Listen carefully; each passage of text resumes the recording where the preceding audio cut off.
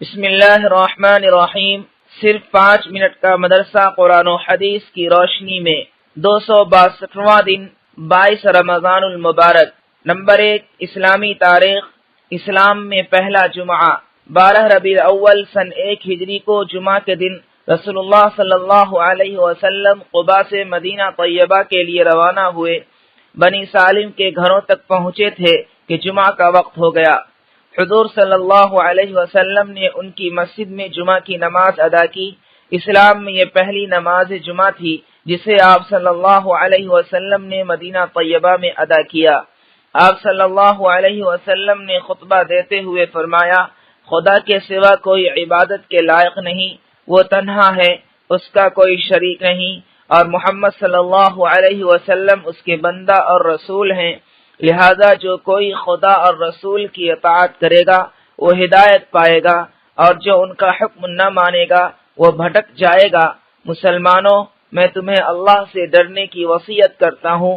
بہترین وصیت جو مسلمان کسی مسلمان کو کر سکتا ہے وہ یہ ہے کہ اسے آخرت کے لیے آمادہ کرے اور تقوی اختیار کرنے کے لیے کہے، لوگوں، اللہ کا ذکر کرو اور آئندہ زندگی کے لیے عمل کرو، کیونکہ جو شخص اپنے اور خدا کے درمیان معاملہ کو درست کر لیتا ہے، اللہ تعالیٰ اس کے اور لوگوں کے درمیان معاملہ کو درست کر دیتا ہے۔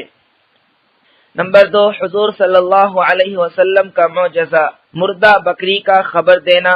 حضرت ابو سلمہ رضی اللہ تعالی عنہ فرماتے ہیں کہ خیبر میں ایک یہودی عورت نے ایک بھنی ہوئی بکری رسول اللہ صلی اللہ علیہ وسلم کی خدمت میں بطور ہدیہ پیش کی، جس میں اس نے زہر ملا دیا تھا۔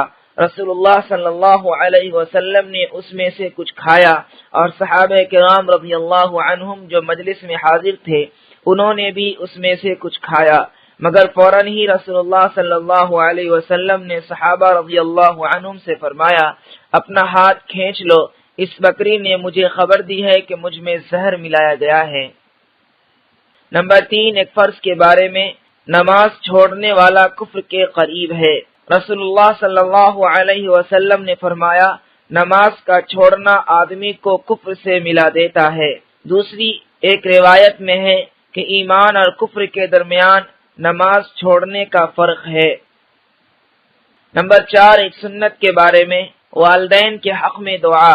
والدین کے لیے اس دعا کا اہتمام کرنا چاہیے، رب ارحمہما کما ربیانی صغیرا۔ ترجمہ، اے ہمارے پروردگار، ہمارے والدین پر رحم فرما جیسا کہ انہوں نے بچپن میں ہماری پرورش کی ہے۔ نمبر 5، ایک اہم عمل کی فضیلت، کون سا صدقہ افضل ہے؟ رسول اللہ صلی اللہ علیہ وسلم سے معلوم کیا گیا کہ رمضان کے بعد کون سے روزے افضل ہیں؟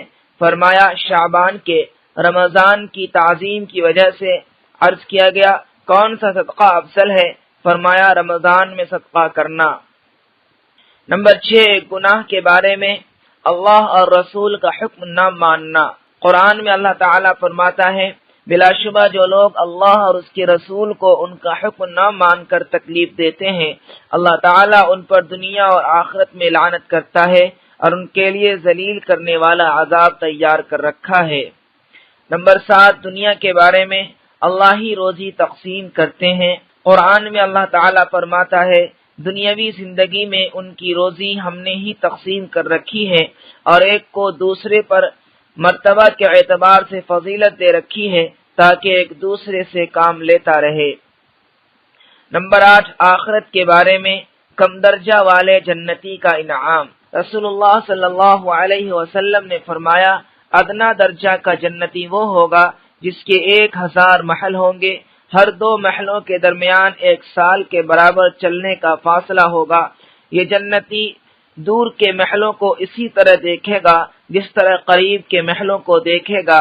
ہر ایک محل میں خوبصورت گہری سیاہ آنکھوں والی حوریں ہوں گی، اور عمدہ باغ اور خدمت کے لیے لڑکے ہوں گے، جس چیز کی بھی وہ طلب کرے گا اس کو پیش کر دی جائے گی۔ نمبر 9، قرآن سے علاج، موسمی پھلوں کے فوائد۔ قرآن میں اللہ تعالیٰ فرماتا ہے، کلوا من ثمرہ اذا اثمر۔ ترجمہ، جب درخت پر پھل آ جائے تو اسے کھاؤ۔ فائدہ، موسمی پھلوں کا استعمال صحت کے لیے بے حد مفید ہے اور بہت سی بیماریوں سے حفاظت کا ذریعہ بھی ہے۔ نمبر 10، نبی صلی اللہ علیہ وسلم کی نصیحت۔ رسول اللہ صلی اللہ علیہ وسلم نے فرمایا، اپنے بچوں کو 7 سال کی عمر میں نماز کا حکم کیا کرو، 10 سال کی عمر میں نماز نہ پڑھنے کی وجہ سے انہیں مارو، اور اس عمر میں پہنچ کر انہیں علیحدہ علیحدہ بستروں پر سلاؤ۔